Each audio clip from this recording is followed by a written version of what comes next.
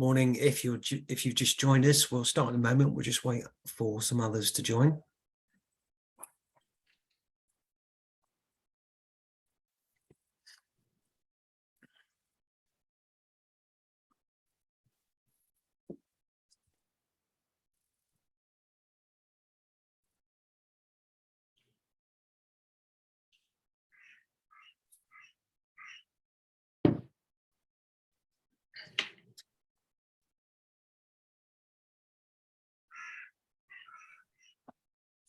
We'll make a start just in a moment.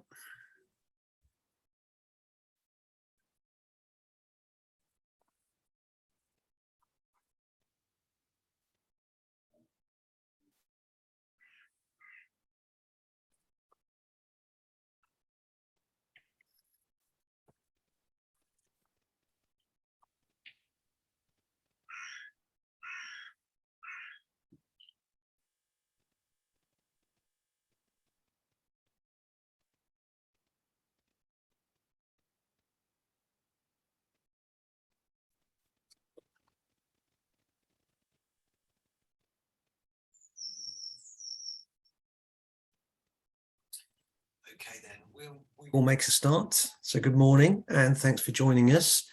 Now you will have noticed that in the last couple of years, the menopause has been getting a lot of attention in the media. So we thought it was time to consider it from an employment law point of view.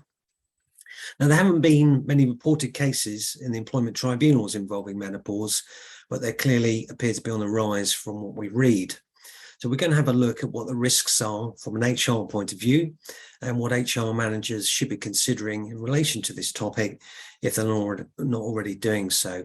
So I'm joined today by Heather Love, my colleague in the Employment Law Department at Downs, and we're pleased that Melanie Flood from Melanie Flood Nutrition is also with us, and she's going to be talking about nutrition and lifestyle with advice in those areas that could assist people going through menopause. We anticipate this webinar is going to be about 45 minutes. We are going to have questions at the end as we normally do. So if you've got a question, please pop it in the Q&A box at the bottom there. We're recording this webinar, but we switch it off before the questions. So don't let that put you off. Now, in a moment, I'm going to have a look at some possible employment law claims connected with menopause. But first of all, I'm going to hand over to Heather. So Heather, what is the menopause? So, as David said, I'm going to talk about some of the key medical facts on the menopause before moving on to look at some of the statistics on the impact of the menopause in the workplace. The menopause usually occurs in women aged 45 to 55. The average age for the menopause in the workplace is 51. However, interestingly, 1 in 100,000 women will go through the menopause before the age of 40. The menopause is said to have occurred where there has been an absence of menstrual cycles for 12 consecutive months. However, many women experience symptoms 10 to 15 years prior to this, and this period is known as the perimenopause. It's important to remember that the menopause doesn't just affect women, it also affects their partners, families, friends, and work colleagues. So the main symptoms of the menopause are listed on the slide, and these include hot flushes, tiredness, night sweats, difficulty sleeping, bladder issues, low mood or anxiety, problems with concentration and general brain fog. And menopause definitely is not a one size fits all, and some women will experience few and or mild symptoms, whilst others will experience many and or severe symptoms. So moving on to the next slide.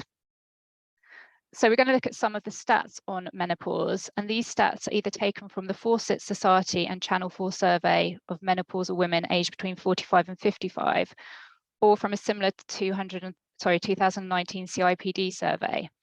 And rather than me just run through the stats, we thought it'd be interesting to pose a few questions to the audience and see how your answers sit against the stats. So hopefully our poll is going to work, and hopefully the first question will pop up. So the first question is, what percentage of women said that their symptoms of menopause had been treated as a joke? So I'll give you a while to have a think about that.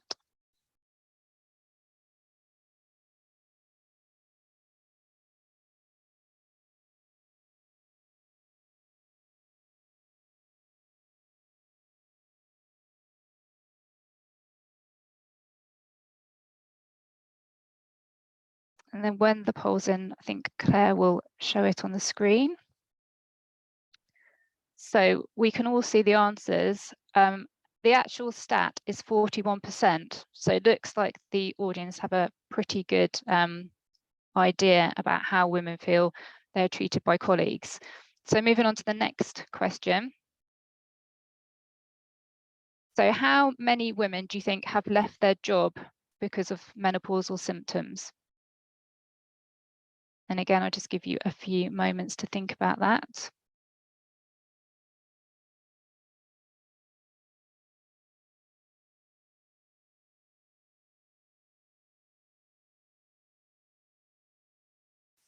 So again, if the poll results are in. Yep, so the majority have got the answer right. It's actually 1 in 10 or 10% of women have left their jobs because of menopausal symptoms. So we have another question. What percentage of women do you think lost their confidence at work due to going through the menopause?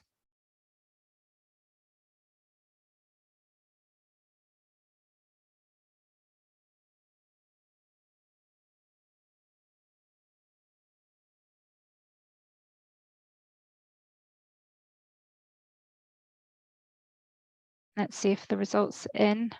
So the answer is 52%. So again, the majority of you have got the answer right. So on to the next question. I think, Claire, it's popped up on my screen and disappeared. So would you mind re-clicking on it, please?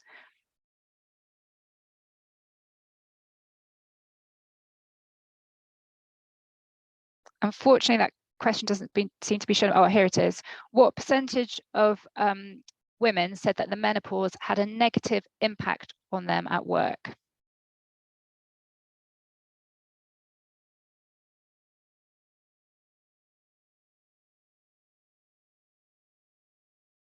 So let's see if the poll is complete. Yeah, so again, the audience have got it right. 59% of women said that the menopause was having a negative impact on them at work. And so moving on to our final question. What percentage of women said that they were less patient with clients and other colleagues?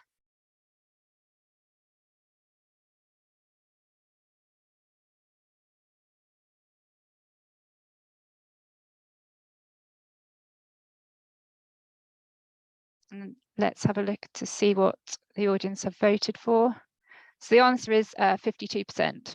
So yeah, again, you've all got a really good judgment of the actual stats of the impact in the workplace. So in summary, I think there are 3 key points that have come out of the stats. The first is that roughly half of women said they were adversely affected at work by the menopause. And the second is that roughly half of women said that they felt their symptoms were treated as a joke and so consequently would have felt unsupported. And it got so bad for 1 in 10 women that they actually felt they needed to leave the workforce. So I think the stats clearly evidence that the impact of the menopause at work is definitely significant. And on this note, I'm going to hand back to David so he can discuss the relevant legal considerations and also the current case law on the menopause. Thanks, Heather. Okay, well, first thing to say is health and safety legislation might be relevant here because this is a health issue. Now, the HSC is the regulator on health and safety, and so people could complain to the HSC if they think their workplace is unsafe. But really, I'm going to concentrate on employment tribunal claims, and it's these 2 areas on the slide that we're going to look at: unfair dismissal and unlawful discrimination. If we go to the next slide, as I said at the top of this, there's not many tribunal cases, and they're all very recent, so clearly they're starting to filter through. This one, Davis and Scottish Courts and Tribunal Service, is an interesting one. It's an unfair dismissal case with a bit of disability discrimination in. This is a case where the employer really didn't do very well. They should have known better if you think that it's the court and tribunal service. So Davis had worked in the court service with an unblemished record for 20 years. She was going through the perimenopause, and her symptoms included heavy bleeding, stress, anxiety, palpitations, memory loss, and pins and needles in hands and feet. Now, she was dismissed by her employer following an incident in court where she raised her voice at two members of the public who she thought might have drunk water containing her medicine. Okay, now the employer alleged that she'd lied about thinking that the water contained her medicine, despite the fact that there didn't really seem to be any reason why she would lie about that. And the employer decided her behavior was dishonest and it brought it into disrepute, and they dismissed her for gross misconduct. So she brought a claim for unfair dismissal and for disability discrimination. And the Employment Tribunal held that she'd been unfairly dismissed. Part of their reasoning was that Davis had become confused about the situation regarding whether the water contained her medicine. And this was a symptom of her perimenopause. The employer should have taken that into account, and it failed to. The Employment Tribunal ordered reinstatement and back pay. And on the disability discrimination claim, it was conceded by the employer that Davis was disabled because of her menopause, and she put a claim for discrimination arising from disability, and she was awarded injury to feelings for that claim. That kind of claim was irrelevant because the tribunal decided that Davis had been dismissed because of her conduct, and her conduct, after she became confused, arose from her disability, her perimenopause.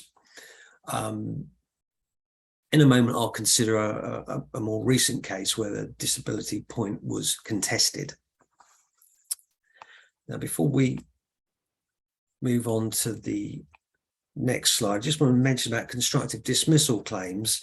I don't have a constructive dismissal claim to talk to you about, but you could certainly see that there might be constructive dismissal claims. So an unfair dismissal claim could be for constructive dismissal, i.e. a situation where the employee resigns in response to events at work rather than an express dismissal by their employer. So clearly one can envisage a situation where an employer's treatment of an employee affected by menopause could breach the implied term for trust and confidence. And if so, and the employee resigns promptly in response to that treatment, then a constructive dismissal claim is possible. Now, Heather's going to look at some steps that employers should be thinking about in relation to employees going through the menopause. And if they fail to take those steps, then one could potentially see that could give rise to a constructive dismissal situation.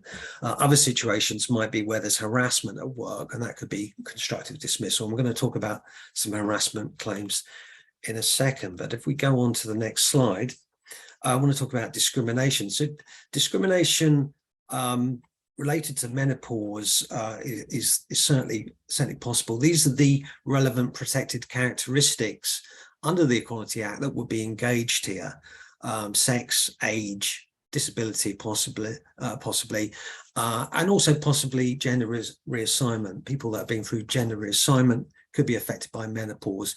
We haven't got any cases on that, but I'm first of all going to have a look at a direct sex discrimination claim, which is this one here, Merchant against BT in 2012. Now, this is a case where the employee was dismissed for poor performance. Okay.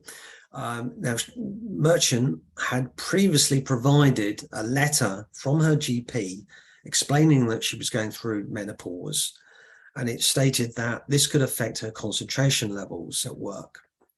Now, in breach of company policy, the employer did not investigate this. The male manager who was dealing with this did not accept that menopause could be a significant factor in Merchant's performance, and he compared this employee to his wife and a female work colleague who'd both been through the menopause. The Employment Tribunal held that this amounted to direct sex discrimination. A male colleague with a medical condition that affected his concentration would have been treated better. We go on to the next slide. And now we're going to look at harassment. So harassment is a type of discrimination under the Equality Act.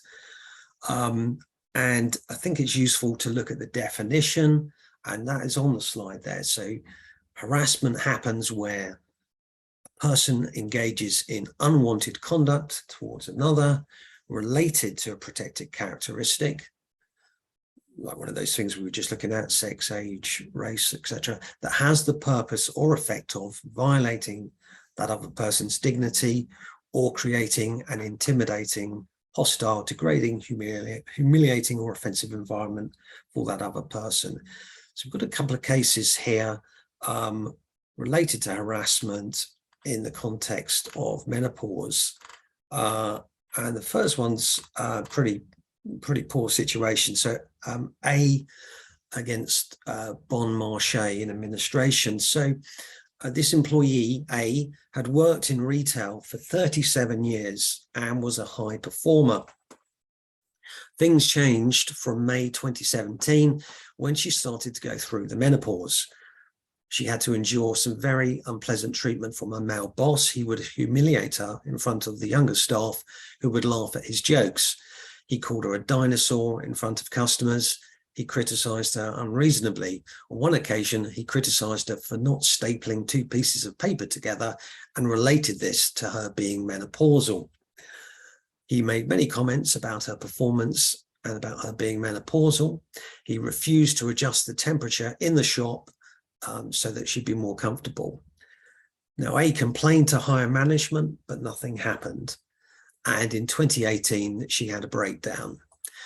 She returned to work, but the male boss was extremely cold, and this led to her resign.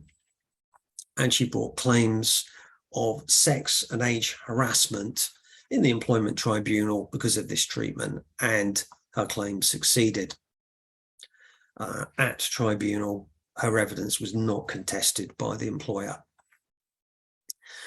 This next case, Lee Best and Embark Row, this is 2020. This is actually a COVID case. And this employee was held to have been unfairly dismissed for whistleblowing after she'd raised COVID concerns at the start of the pandemic in the first lockdown. But there was also a menopause angle to this. She was going through the menopause, this lady, and she succeeded in a harassment claim after the tribunal found that her male boss, in that case, had tactlessly questioned her regarding whether she was menopausal after she'd made it quite clear that she didn't want to discuss the issue. Now, as you may know, under the Equality Act, just one occasion of unwanted conduct could amount to unlawful harassment. A course of conduct isn't required. So that's an interesting case. Now, there's no suggestion there that the male boss was trying to be helpful in some way, but I wonder about the position of an employer with potentially good intentions asking a female employee about their menopause. One could see that if you fail to deal with that sensitively, you could be facing an harassment allegation potentially.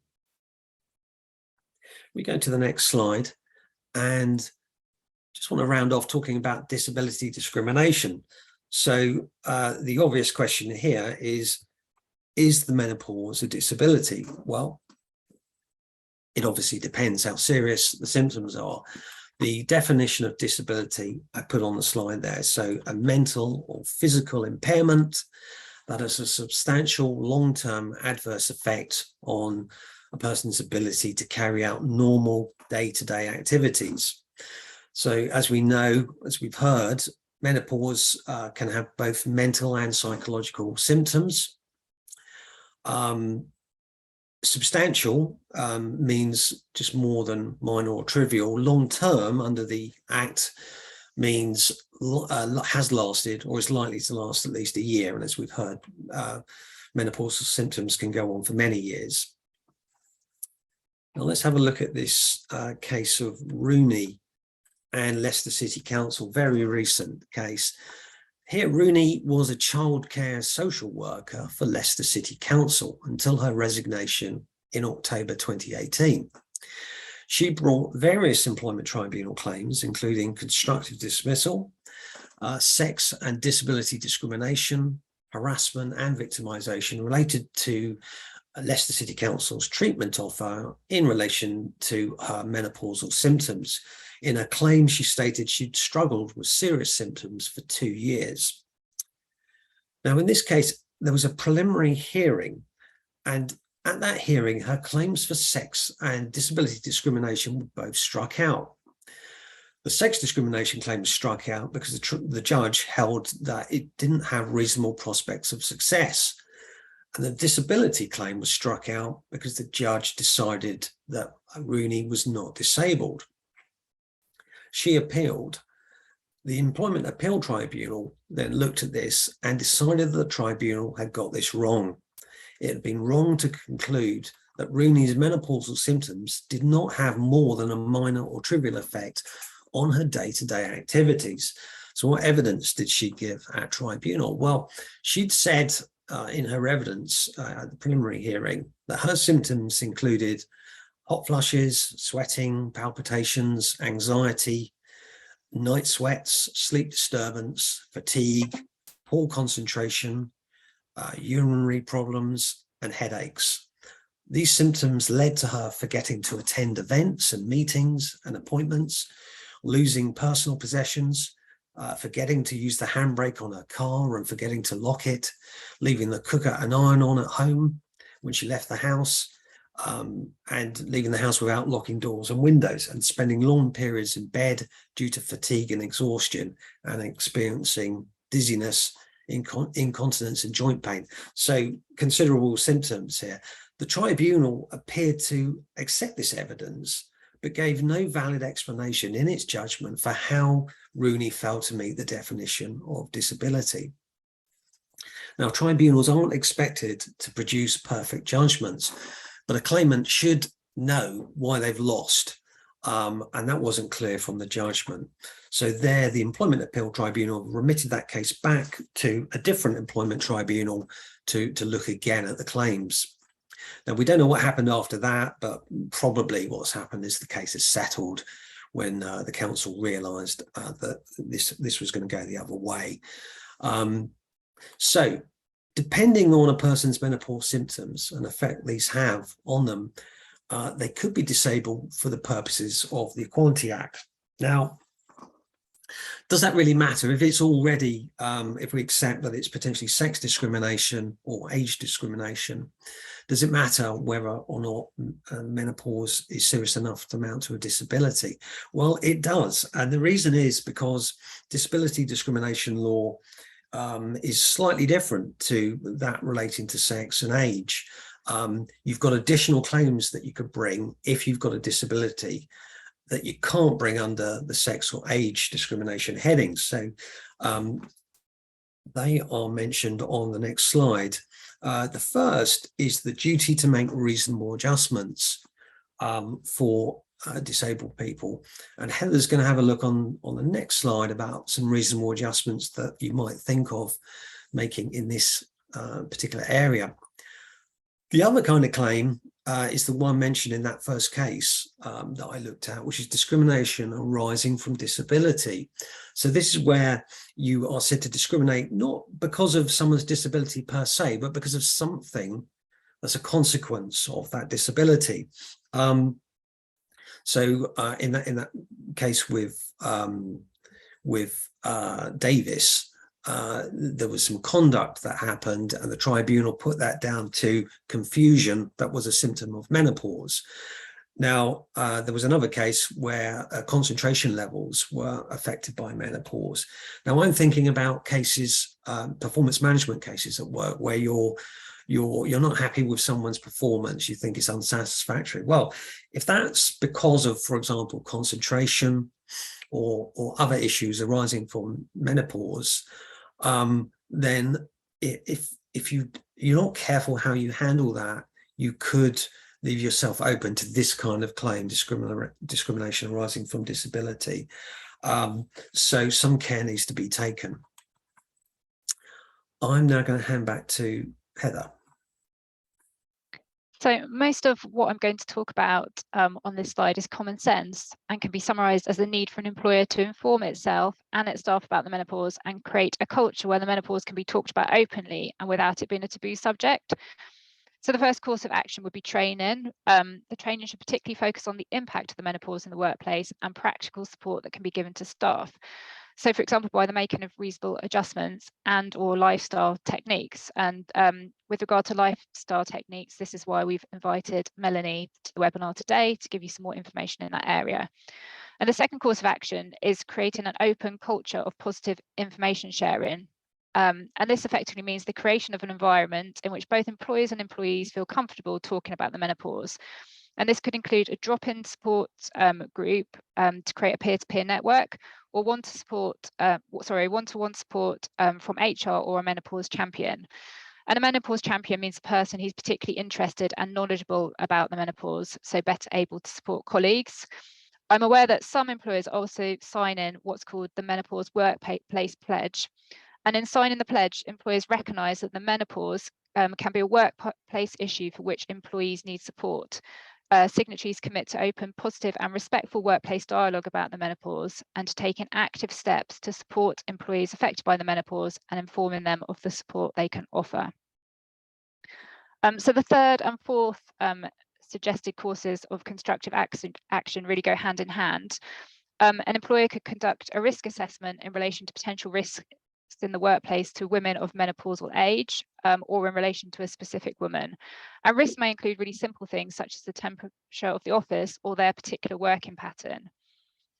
Reasonable adjustments can also include simple measures such as allowing women to sit near a window or have access to a fan or cold water to help with temperature regulation. It may also include allowing women to take more rest breaks or adjust their normal hours in recognition of fatigue and or change in sleep patterns. For example, I'm aware that some menopausal women report waking up very early and not being able to get back to sleep, and therefore they may benefit from being able to start and finish work earlier. And finally, adjustments such as remote working and the ability not to travel to the office if a woman is tired can make a real difference. And actually, there's one more adjustment I wanted to flag, and that is the ability to report menopausal symptoms to a female manager. So the statistics from the survey recorded that many women feel uncomfortable admitting that they need to take time off sick due to menopausal symptoms and sometimes feel uncomfortable speaking to male managers. Therefore, if their normal sickness absence reporting line was to a man, it would be reasonable to include to adjust that to allow them to speak to a woman. So moving on to the next slide. I'm now going to turn to look at anticipated legislative changes. And the main anticipated change is the reform of the Quality Act. The report by the Fawcett Society calls for the creation of either a standalone menopause provision or a Section 14 dual discrimination provision covering sex and age. And the Fawcett Society considers that such action to support women with the menopause is the key to closing the gender pay gap. It has been reported that 900,000 women have left the workplace due to the menopause. And I think it's already well known that more men hold management position and are paid higher salaries for equivalent roles.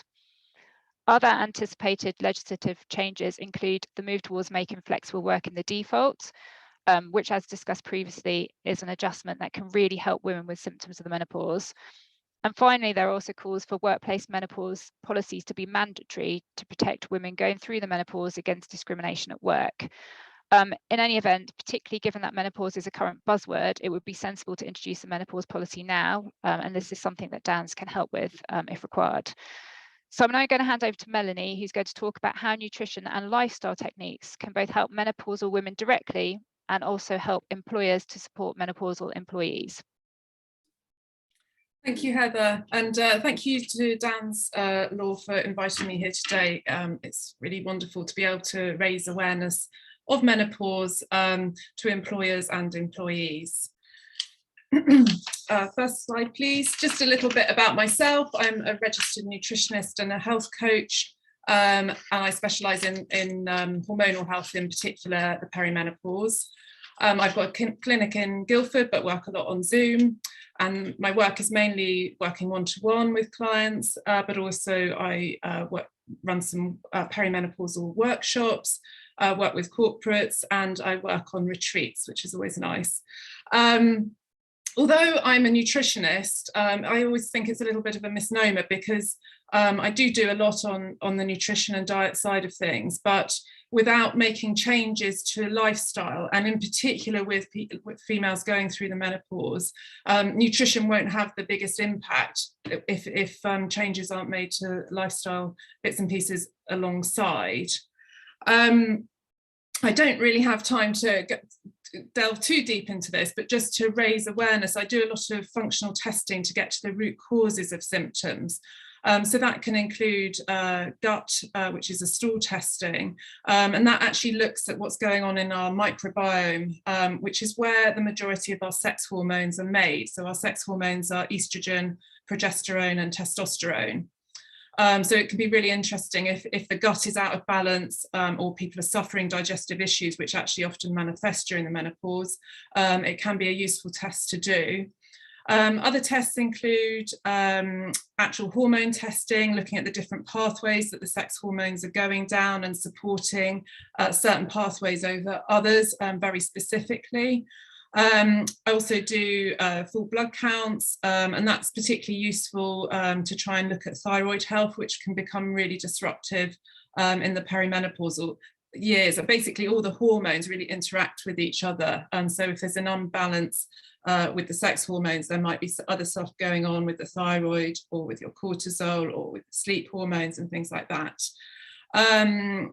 Other testing that I do, I've recently qualified as a nutrigenomics test practitioner, which basically means looking at how nutrition and lifestyle medicine can turn on or turn off our genes. And that's always so individualized and personalized, which is lovely to be able to work that way. Also do food intolerance testing, and I look at personalized supplementation. If anyone's interested in supplementation, you'll know it's a complete minefield out there, but there are certain supplements that can be really supportive alongside diet and lifestyle medicine that can support ladies in the perimenopause. Next slide, please. So as it's been touched upon, I follow a 6-pillar approach to optimizing health during the perimenopause and menopause. The first and the biggest pillar, I guess, is the diet. And when I talk about diet, it's not at all about dieting for weight loss.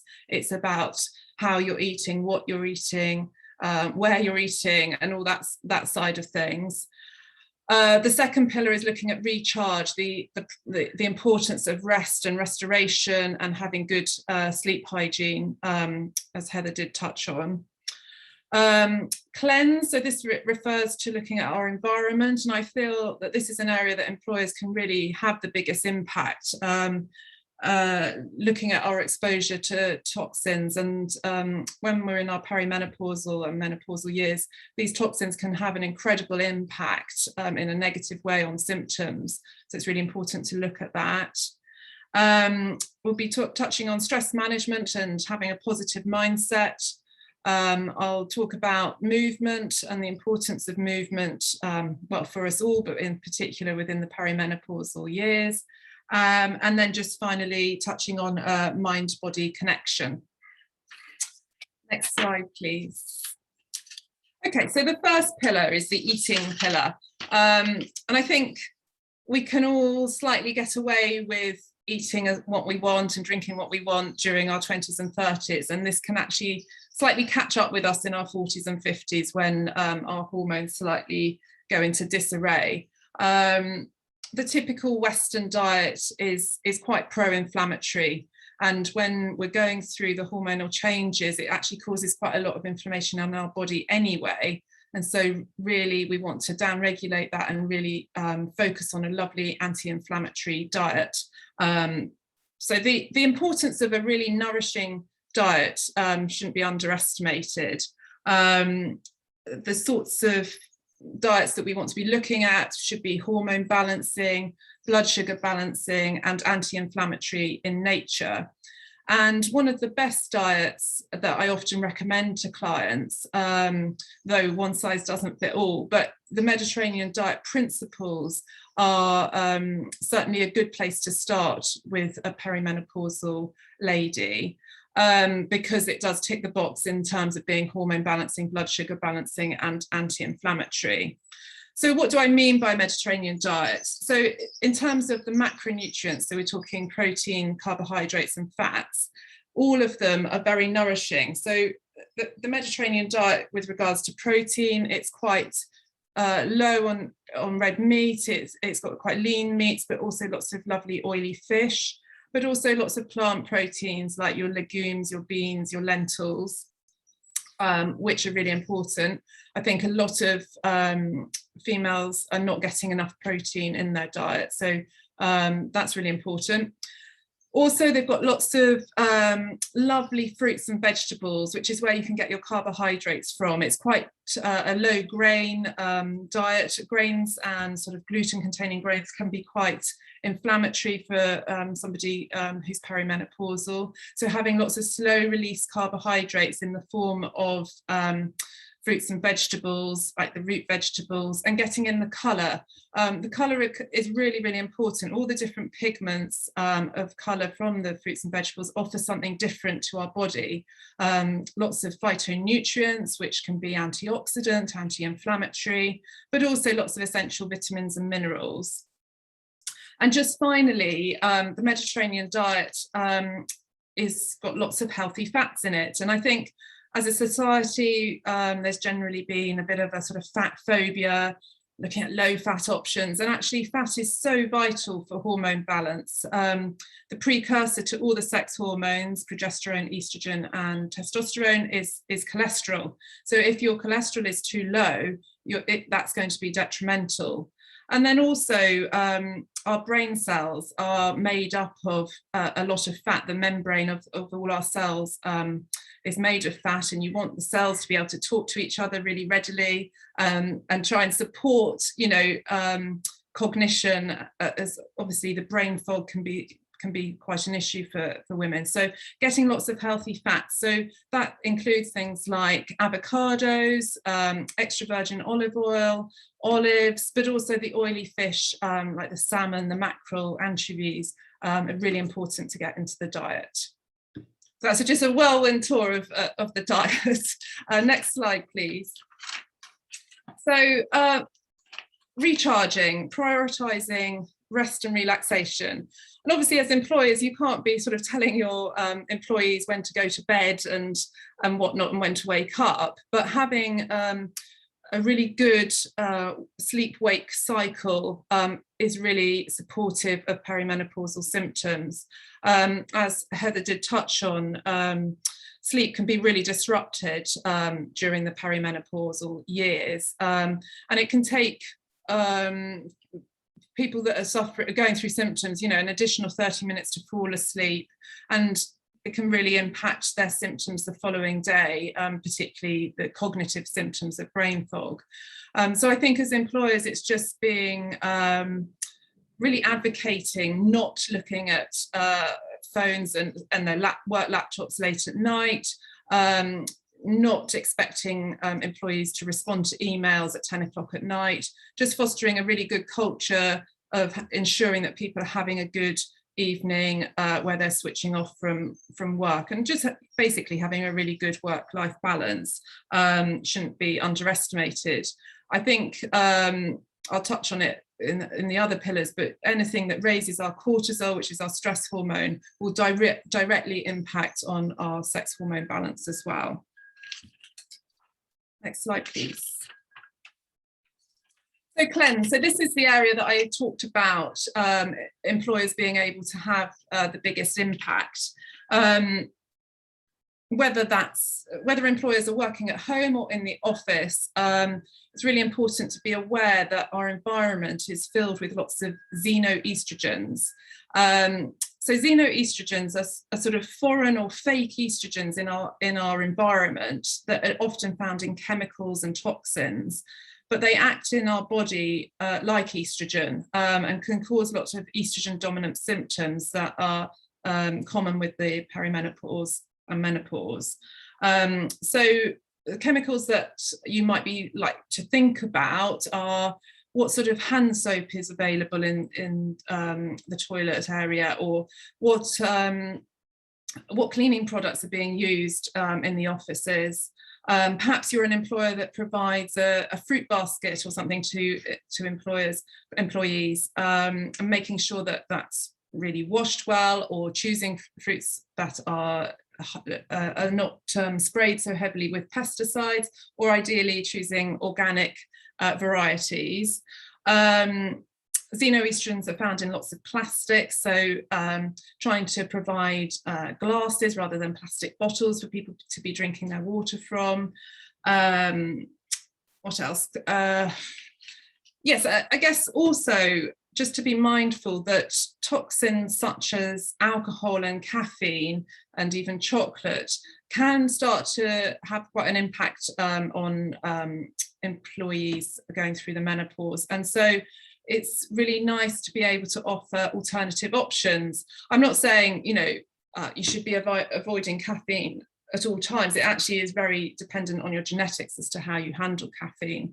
But having other options available at team events or away days or evening events that don't just include alcohol, but that you've got some herbal teas, some naturally flavored waters, some non-alcoholic alternatives, and just making that provision available so that employees can make better choices. Next slide, please. So, encouraging a healthy and positive employee mindset can be really significant. Really trying to downplay the cortisol, the stress hormone that runs through our body, can really help to balance the sex hormones, progesterone, estrogen and testosterone. And just as on a note, so progesterone is our hormone that first starts to decline during the perimenopause.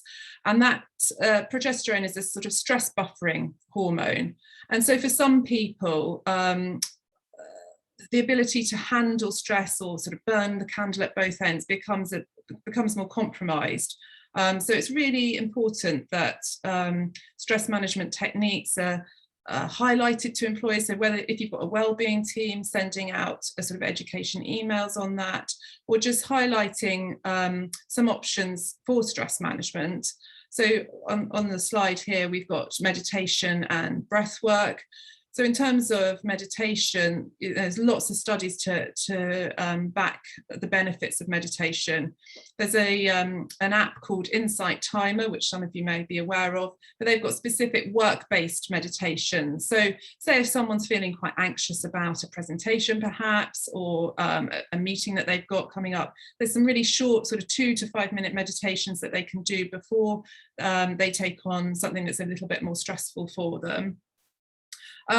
Breath work or deep breathing has been seen to really reduce the frequency and severity of anxiety, which is common around the perimenopause, but also helps to reduce hot flushes. And again, Insight Timer is a good app for breath work. You might want to consider educating employees about gratitude journaling. So that's sort of writing down a few things at the end of the day that you're grateful for. And then there's other things like Epsom salt baths, using a Sensate device or a Muse headband. So there's lots of things that can be useful, and obviously feel free to get in touch with me if you want more information about that. Okay, next slide.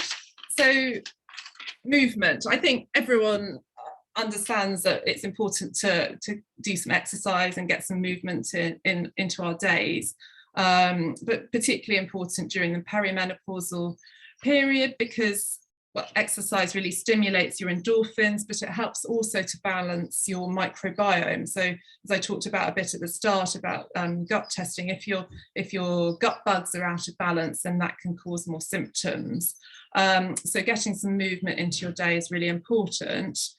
So employers can encourage this by and the employer works at home or in the office, but obviously encouraging taking a lunch break, taking yourself away from the desk, going for a walk, or even introducing some movement snacks. So rather than a snack of going to go and get a biscuit, doing perhaps some squats or some lunges.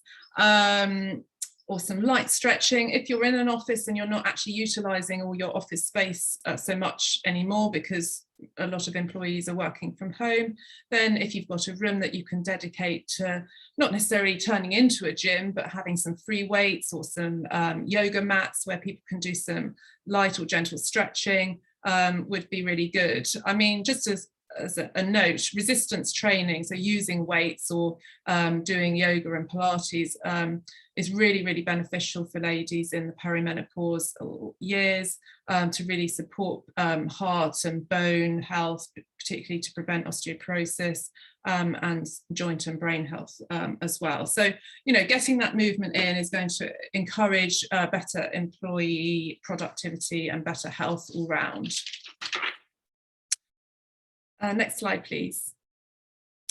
And just finally, the synergy. So this basically means ensuring that all employees, particularly perimenopausal ladies, have a sense of purpose to their work, that there's meaning to their work. Beyond the workplace, this can include some form of spirituality, but also social connection. So if you're all working from home, ensuring that there's going to be some time where you're coming together is going to be really important. And just finally, I haven't particularly touched on it, but getting out into nature can be really calming. It can be really useful for bringing that cortisol, the stress hormone, down, and really being supportive of balancing the sex hormones. And just the final slide is just my contact details. Obviously my website, I'm on LinkedIn and Facebook and Instagram, and if anyone wants to contact me personally or for support, to support your organisation, then please do. Thanks, Melanie. That was very interesting. We're going to do some questions now, just for a couple of minutes. First one is actually for